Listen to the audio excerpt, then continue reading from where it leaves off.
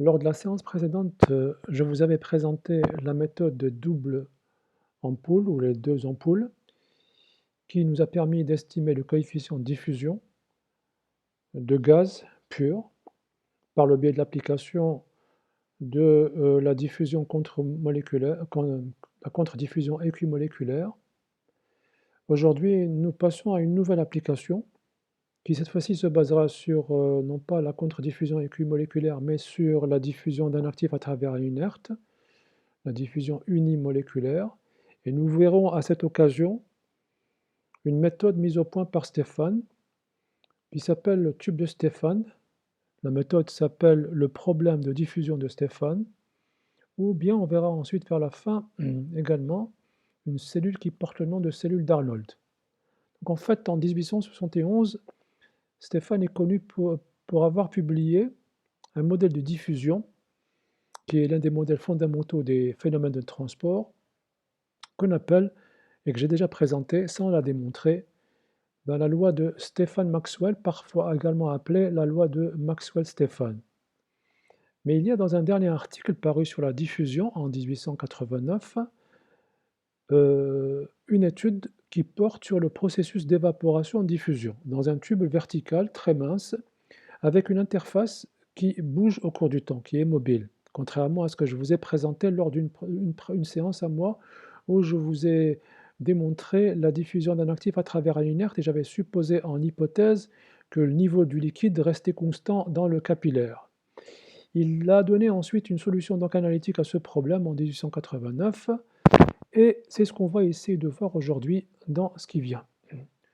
Donc voici comment se présente notre tube de Stéphane. C'est une méthode qui va être adaptée aux composés volatiles tels que le chloroforme, l'éthanol, l'acétone, mais le benzène également. Donc c'est la jonction entre deux tubes, l'un de grande dimension dans lequel va circuler mon gaz inerte et il va y avoir une jonction avec un capillaire de très petite dimension qui forme un système en T. Dans ce capillaire où l'une des extrémités est close, nous allons mettre notre liquide volatile comme ceci. Et donc ce système est placé dans une atmosphère d'air maintenue sèche, c'est-à-dire dépourvue de vapeur, pour que le liquide puisse s'évaporer. La vapeur est ensuite transportée par diffusion depuis l'interface liquide-vapeur jusqu'à l'atmosphère. Bien. Étant donné cette évaporation, la quantité de liquide présente dans le capillaire va baisser au cours du temps, va diminuer au cours du temps. Il est alors possible de prédire, en se basant sur les travaux de Stéphane, sur la proposée par Stéphane, proposer une expression pour estimer le coefficient de diffusion d'un gaz, des vapeurs d'un gaz dans un autre gaz inerte. Alors il est à remarquer que le changement de phase liquide-vapeur est contrôlé strictement par le transfert de masse dans la phase gaz. Bien, donc voilà, c'est un gaz qui est soufflé en tête du capillaire dans un conduit de très grande dimension. Les vapeurs sont celles d'un liquide qui est volatile. On assiste à une diffusion de A dans B. Alors je vais maintenant aller présenter progressivement quelques hypothèses. D'abord, on va parler de la température. Alors le capillaire, je ne l'ai pas dit, il a une section droite petit a, circulaire, et un diamètre d, petit d, comme ceci. Bien. Alors comme je l'ai dit, parlons un peu de la température. Alors on désire maintenir la température du liquide contenu dans le capillaire constante au cours de l'opération d'évaporation pour la détermination de DAB à une température donnée. Pour cela, on pourrait par exemple utiliser un bain-marie. Mais de toutes les manières, même s'il n'y avait pas un bain-marie, en l'absence de bain-marie, l'évaporation de A est tellement lente que le refroidissement associé au changement de phase peut être considéré comme étant très faible. si bien que la température peut être supposée comme étant constante. Parce que lorsque A s'évapore, le liquide se refroidit en conséquence, donc on négligera ce refroidissement. Bien, donc A diffuse dans B en s'évaporant, atteint l'extrémité du capillaire, puis est dispersé par B, par le courant gazeux B. Donc cette dispersion, elle est nécessaire, on va le voir, pour maintenir une concentration en A, en tête de capillaire, qui tend vers 0. Alors continuons. Nous allons maintenant parler de la cinétique de descente de la surface libre. Donc nous supposerons d'abord la première hypothèse, B est inerte. Nous supposerons que B ne peut traverser l'interface. L'interface lui est imperméable. Nous supposerons également que la vitesse de descente de la surface libre est tellement faible que l'on se placera dans le cas d'une diffusion quasi-stationnaire, c'est-à-dire que l'évaporation est suffisamment lente pour pouvoir considérer le système comme étant un système quasi-stationnaire. Troisième hypothèse, nous supposerons que quel que soit le niveau de la surface libre, la pression qui règne au niveau de la surface libre est toujours égale à la pression de vapeur saturante. Et à l'extrémité, c'est-à-dire en Z égale à 0, on supposera que le gaz a dispersé suffisamment A pour que la pression puisse être considérée comme étant nulle. C'est-à-dire qu'il n'y a pas de molécules ici de A, elles ont été toutes dispersées.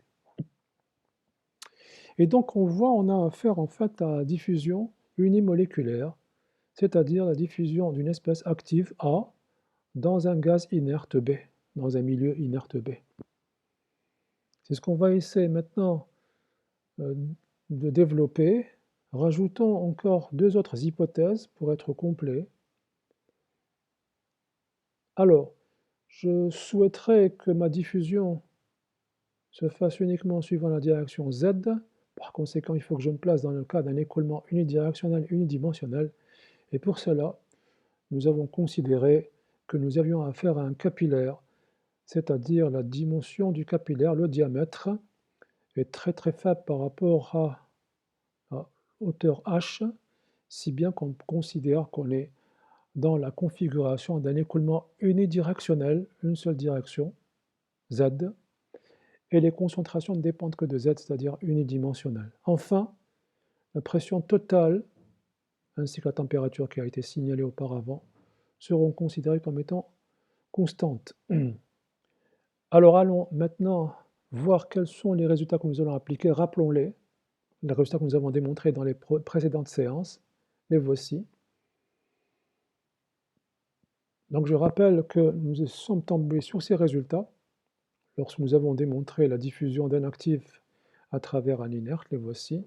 Les profils étaient sous forme exponentielle et la densité de flux s'exprimait tantôt en fonction du logarithme népérien du rapport des concentrations, tantôt au choix avec la moyenne logarithmique que j'ai présentée à l'occasion de la séance relative à cette configuration.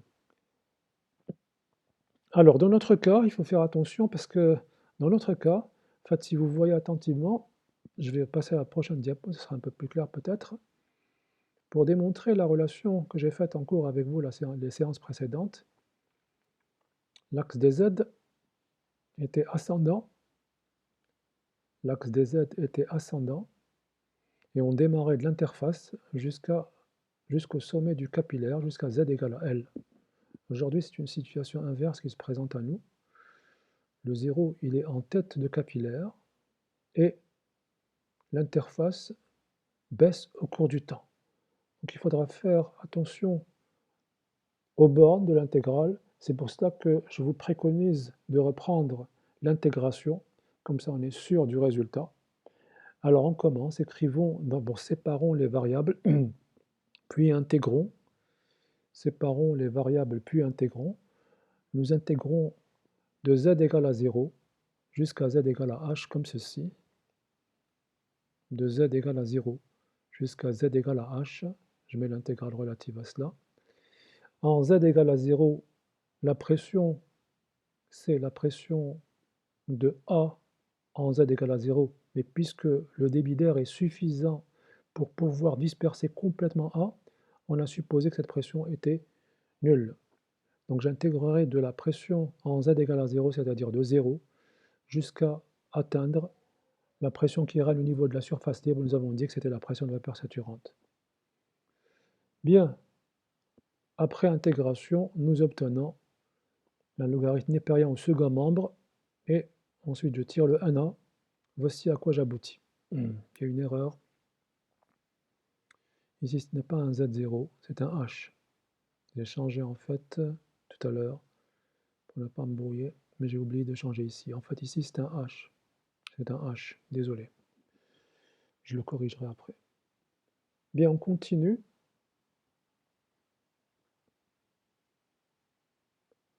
Nous avons une première expression. Voilà, là, c'est juste. Là, c'est un H. Nous avons une première expression de la densité du flux molaire de A, c'est-à-dire le nombre de moles de A qui s'évapore au cours du temps par unité de section droite de tube, section droite intérieure du tube. Bien, donc à T égale à 0, la surface libre se trouvait à ce niveau-là, en H égale à H0.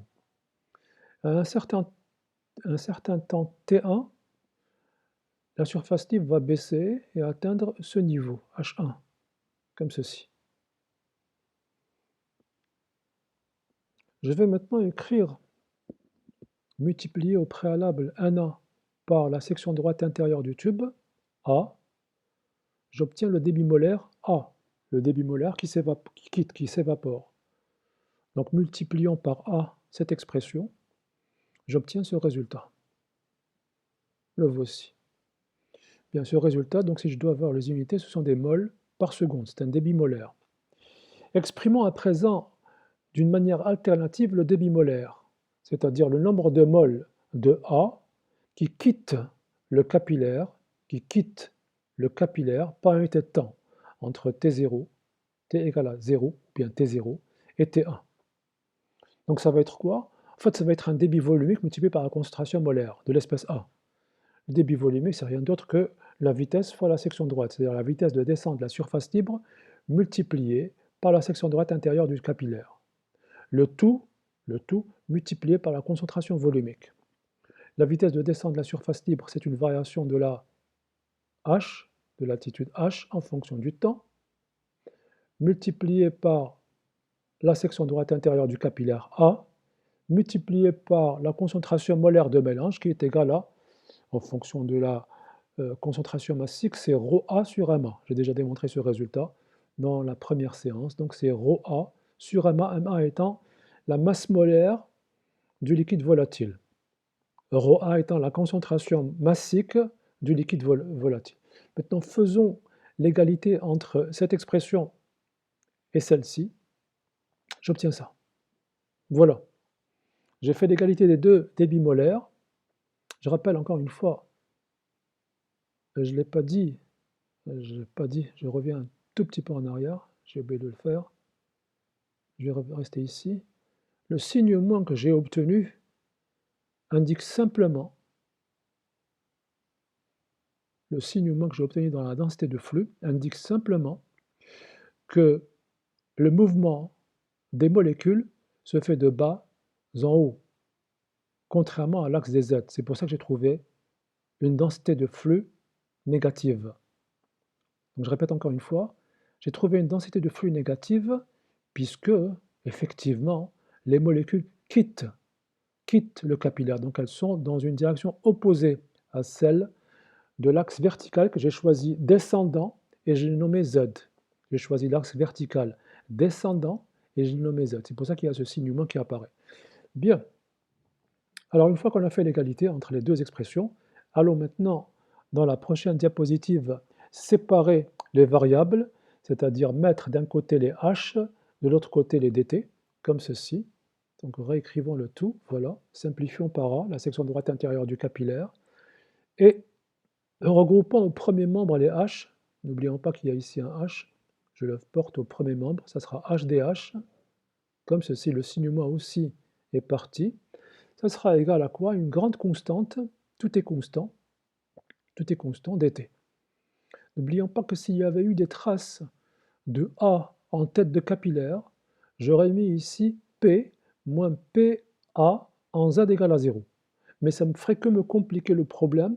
C'est pour ça qu'il faut qu'il y ait un débit suffisant de B qui souffle au-dessus de la tête du capillaire pour que A puisse être dispersé et que la concentration en A soit négligeable. De même, le B est soufflé en tête de capillaire pour qu'il puisse pénétrer dans le tube sans créer des remous au niveau de la surface libre. Parce qu'en effet, s'il n'y avait pas B qui était soufflé en tête de colonne, que se passerait-il? Il n'y aurait que du A dans le capillaire. Il n'y aurait que du A. Bien, revenons un peu, intégrons maintenant. Nous allons intégrer entre un temps initial que j'ai choisi nul, mais que je pourrais maintenir comme étant T0, mais que j'ai choisi nul, jusqu'à un temps T1. Que s'est-il passé? La surface libre a baissé de H0 à H1, comme ceci. Là, je reconnais, il va y avoir H2 sur 2, de 1, H1 au carré sur 2, plus H0 au carré sur 2, et j'obtiens finalement la relation qui est encadrée, qui est la suivante. Et je me rends compte que si je traçais H1 carré moins H2 carré en fonction du temps, T1 moins T0 qui peut être égal à 0, ben je trouverai une droite dont la pente, connaissant tout ceci, me rendrait compte de DAB, de la diffusivité des vapeurs de A, du liquide volatile, dans l'inerte B, qui est de l'air. Ce TP m'a été, entre parenthèses, administré par M. Trong, et quand le TP en avait fait, on avait considéré le liquide volatile, on avait pris de l'acétone. Donc je voulais rendre un hommage à M. Trong, qui nous avait administré ce TP. Il y a quelques années, là, je vous ai montré un peu comment s'effectue la lecture, parce qu'il faut se placer en face, tout à fait en face du capillaire, et scruter le ménisque qui se dessine ici, et voir ces différentes positions au cours du temps pour pouvoir tracer ceci, et remonter au coefficient de diffusion DAB. Bien voilà, c'est presque fini. Nous allons maintenant comparer déjà qu'est-ce qu'un tube de Stéphane, qu'est-ce qu'une cellule d'Arnold. Mais voici toutes les deux géométries côte à côte. Voici le tube de Stéphane sur lequel nous avons fait tout le travail et qui reste évidemment valable pour ce qui est de la cellule d'Arnold, que voici. En fait, la cellule d'Arnold diffère d'une petite chose par rapport au tube de Stéphane, c'est juste que vous avez un réservoir du liquide volatile beaucoup plus grand. Ici, tout est contenu dans ce capillaire, dans ce tube, alors qu'ici, il y a un réservoir en dessous, c'est-à-dire le tube surplombe un réservoir qui maintient un niveau liquide dans le tube. Mais sinon, les relations restent valables puisque vous avez toujours une baisse de la surface libre entre le temps t égale à 0, t0, et un temps t1. Je vous montre à présent une dernière expression qui me permet de donner le coefficient de diffusion si vous avez uniquement une seule valeur dans les TD, comme ceci. Donc j'aboutis, si je n'ai pas fait d'erreur, à ces résultats, soit en fonction, comme tout à l'heure, en fonction de la pression, comme ici, donc le logarithme népérien de la pression totale sur la pression totale moins la pression de vapeur saturante de l'espèce A, ou alors en fonction de la moyenne logarithmique 1 moins YA ml ou bien YB ml, et P moins la pression de vapeur saturante, pression totale moins pression de vapeur saturante. Voilà, ceci termine cette application de la diffusion d'un actif à travers un inerte. Nous avons pu remonter dans ce qu'on appelait un tube de Stéphane à la diffusivité de deux gaz, pardon, des vapeurs d'un liquide volatile dans un gaz inerte. Nous avons vu que nous avons exploité la deuxième configuration, c'est-à-dire la diffusion d'un actif à travers un inerte. En revanche, la précédente application qui était la méthode des deux ampoules se basait sur la contre-diffusion équimoléculaire, c'est ce que j'ai dit en début de séance. Voilà, j'espère que c'est clair pour vous. Très probablement, mais ce n'est pas sûr, il reste une dernière application que je dois vous présenter, c'est la cellule, c'est le diaphragme, c'est en phase liquide. En fait, mon cours, lui, normalement, devrait commencer, enfin, je devrais faire ce que je vous ai présenté en cours, c'est-à-dire la diffusion à travers les surfaces qui sont variables, c'est-à-dire d'abord le film sphérique, ensuite le- la configuration cylindrique. Si j'ai le temps, il faudrait que je fasse ça parce que cette partie-là, je l'ai pas je l'ai pas préparée sur Datashow, donc je devrais le faire ces jours-ci. C'est pour ça que ça va peut-être me prendre un peu de temps, mais, mais voilà. Si j'arrive à le faire d'ici quelques jours, je vous la présente, sinon je passerai directement à la diffusion dans un film sphérique. Ce sera une bille de naphtalène qui sera contenue dans une armoire qui a fait l'objet d'un examen. Je rappelle juste, j'ai oublié de vous le dire, le tube de Stéphane fait l'objet de beaucoup d'examens, puisque c'est un cas classique de diffusion de vapeur gazeuse dans un autre gaz inerte. Voilà, merci de votre attention. À très bientôt j'espère. Prenez soin de vous. Au revoir.